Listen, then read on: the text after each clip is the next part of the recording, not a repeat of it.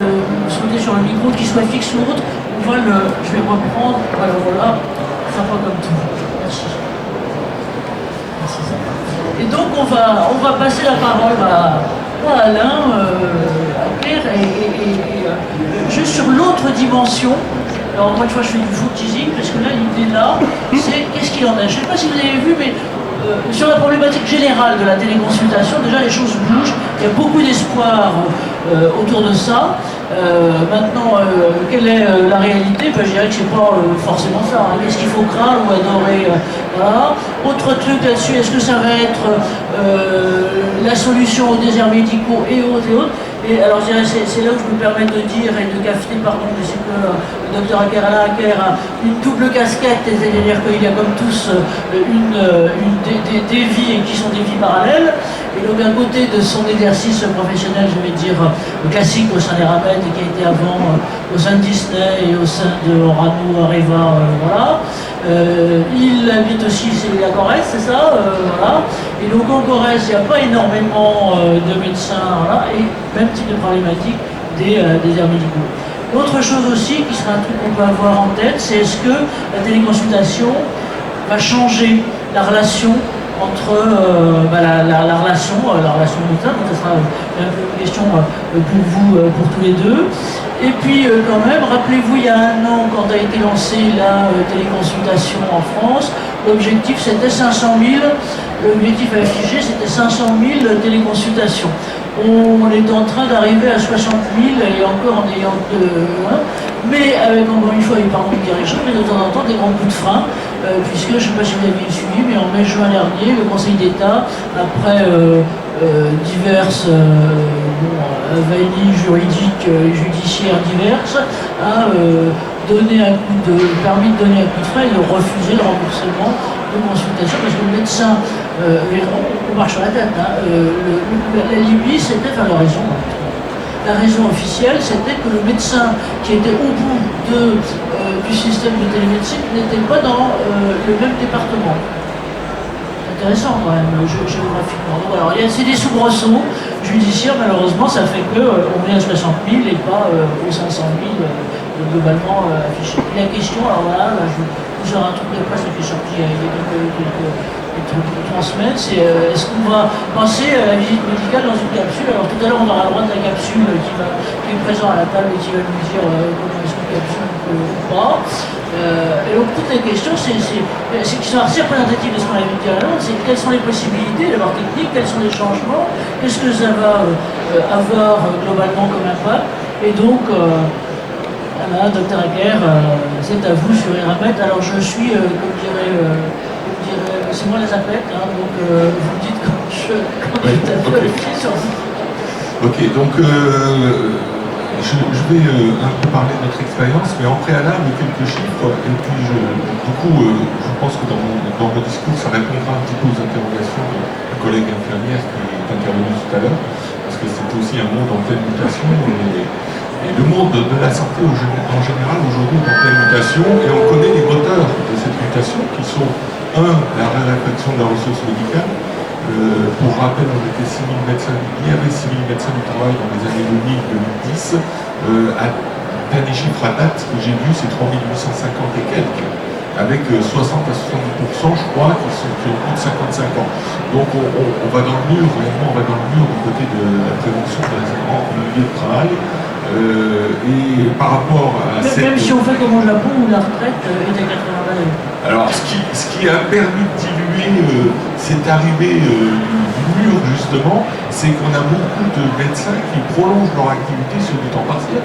On a beaucoup de médecins aujourd'hui, tant en médecine salariée que médecine libérale, qui exercent au-delà de 70 ans. Je crois que le médecin le plus âgé en France, il doit avoir 88 ans. En milieu libéral, et aux États-Unis, on a même trouvé un qui avait 100 ans, je crois, qui exerçait en tant que médecin généraliste. Donc on voit que ça se décale, mais le mur arrive quand même, parce que l'inertie, elle est de 15 à 20 ans pour reconstruire une population, une génération de médecins. Donc ça, c'est le premier moteur. Le deuxième moteur, c'est que les générations de médecins qui arrivent, elles ne veulent plus travailler comme les médecins je dirais, de ma génération, hélas. Pourquoi? Parce qu'on a estimé que pour faire le travail d'un médecin de ma génération, il fallait 1,8 ETP, médecin de nouvelle génération. Donc ça aggrave, ça double encore le déficit qu'on a mesuré. Et puis, il y a un troisième moteur qui est l'attente de la patientèle, l'attente des salariés en termes de santé, la connaissance que les patients ont via les réseaux Internet et autres. Et donc, dans tout ça, en couche supplémentaire, c'est la digitalisation des données, des data en général. Qu'est-ce qu'on en fait, comment on les utilise.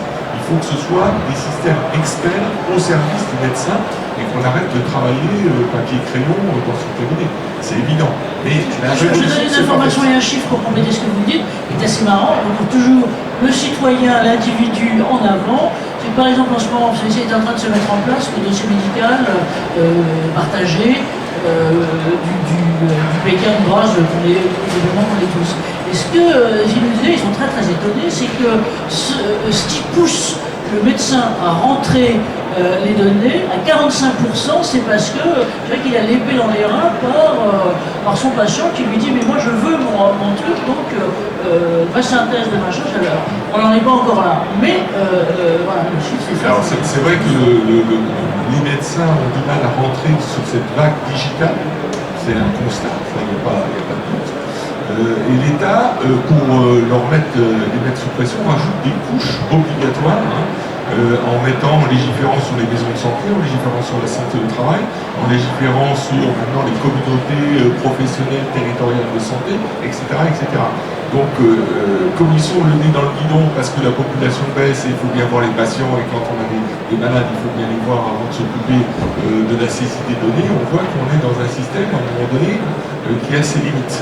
Donc par rapport à tout ça, il y a une réflexion qu'on a engagée au sein des Ramed. Alors rapidement, voilà, je vais passer sur le groupe Ramed, c'est un groupe français minier métallurgique, il y a deux divisions, la division mines-métaux, qui a des mines historiques en Nouvelle-Calédonie de nickel, au Gabon de manganèse, et qui développe des projets miniers en Argentine actuellement, notamment sur le lithium, qui fait partie des métaux de la transition énergétique, voire peut-être au Cameroun, peut-être dans d'autres pays, par rapport au cobalt, enfin tous les métaux qui rentrent dans la transition énergétique. La deuxième division, c'est alliage haute performance, donc c'est tous les alliages métaux qui permettent, qui sont distribués dans l'industrie aéronautique, énergétique, nucléaire, avec des usines Aubert et Duval, Clermont-Ferrand. Le siège historique des anciens, c'est à côté de Clermont-Ferrand, Bagné, et puis d'autres sites autour de la région Auvergne-Rhône-Alpes. Voilà, donc c'est aujourd'hui 13 000 salariés, 6 000 en France. En France, un service de santé au travail que j'ai construit, oui, le prochain, voilà, un service de santé au travail que j'ai construit en arrivant il y a 3 ans dans le groupe, à la fonction de médecin conseil. J'avais pour mission de mettre en place une structure d'organisation santé au travail qu'on a construit autour d'un service dit autonome de groupe, c'est-à-dire une seule entité, des médecins salariés, des infirmières salariées, qu'on a gonflé en termes d'effectifs avec un contrôle social qui est fait au niveau central par les élèves. Voilà, donc ça marche très bien, l'agrément a été obtenu, on est parti pour 5 ans. On a une équipe médicale homogène, il suffit de l'animer maintenant. Et d'ailleurs, ce système permet aussi d'entraîner les équipes de santé vers des projets uniques. Télémédecine, téléconsultation, téléexpertise. On peut entraîner dans une entreprise, aller vers ces solutions à condition d'avoir une équipe médicale qui suit. Et équipe médicale qui suit, ça veut dire un management, une organisation, une coordination sans fin. Donc c'était impossible auparavant, maintenant on y arrive parce que c'est structuré de cette façon. Voilà. Alors justement, au sein de tout ça, qu'est-ce qui vous a amené à d'abord à regarder, parce que j'imagine que vous en avez regardé tout un tas, et à choisir cette solution de télédiagnostic et téléconsultation? Oui, alors voilà, la question, la construction du service santé, elle a été faite, on a trouvé des compétences, on a structuré, on a organisé, on a fait des protocoles, etc. Mais on s'est vite trouvé face à des difficultés. Et je vais prendre un exemple pratique. Le service de groupe est construit sur 3 régions, la région Nord, la région Auvergne-Rhône-Alpes, les paliers et les assez centralisés. Sur la région Nord, ça veut dire Paris, siège, holding, 400 salariés, Grenelle, actuellement, avenue Grenelle.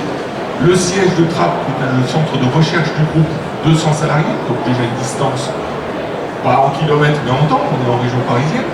Et ensuite, rattaché à ce secteur nord, les usines de Sandouville-Le Havre et les usines de Dunkerque, qui traitent l'une le nickel, l'autre le manganèse.